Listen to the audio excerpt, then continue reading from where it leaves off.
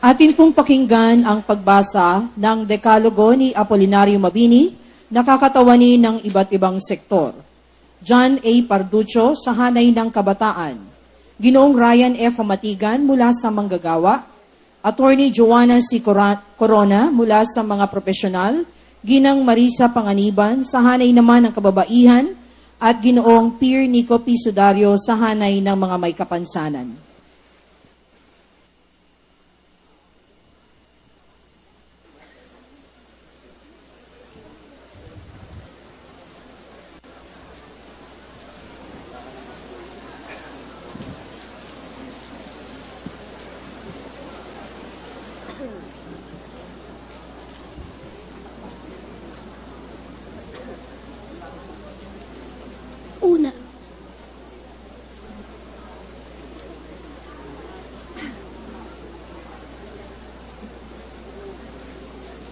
Una, ibigin mo ang Diyos at ang iyong karangalan ng higit sa lahat ng bagay. Ang Diyos ay batis lahat ng katotohanan, lahat ng katarungan, at lahat ng gawain.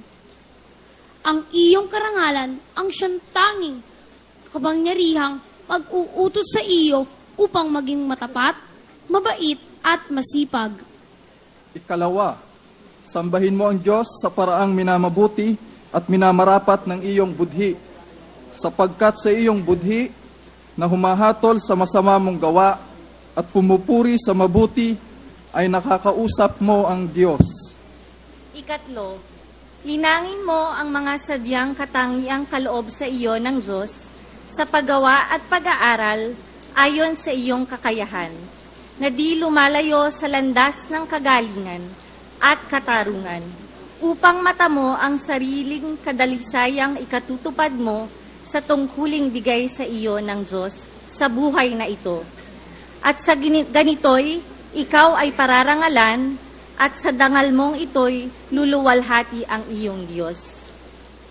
Kaapat, ibigin mo ang iyong bayan, sunod sa Diyos at sa iyong karangalan, at mahigit sa iyong sarili. Pagkat ang bayan mo'y siyang tanging paraisong kaloob ng Diyos sa iyo sa buhay na ito, ang tanging lupang tinubuan ng iyong lahi, ang tanging pamana ng iyong mga ninuno, at ang tanging pag-asa ng iyong kinabukasan. Dahil sa bayan mo, ikaw ay may buhay, pag-ibig, kapakanan, ligaya, karangalan at Diyos. Ikalima, pagsipkapin mo ang kaligayahan ng iyong bayang, una kaysa sarili mo. Nagagawin mo siyang kaharian ng katwiran, katarungan, at ng paggagawa. Pagkat kung ang bayan mo ay maligaya, ikaw at 10 ng iyong pamilya ay magiging maligaya rin. Maraming salamat sa mga nagbasa ng Dekalogo ni Apolinario Mabini.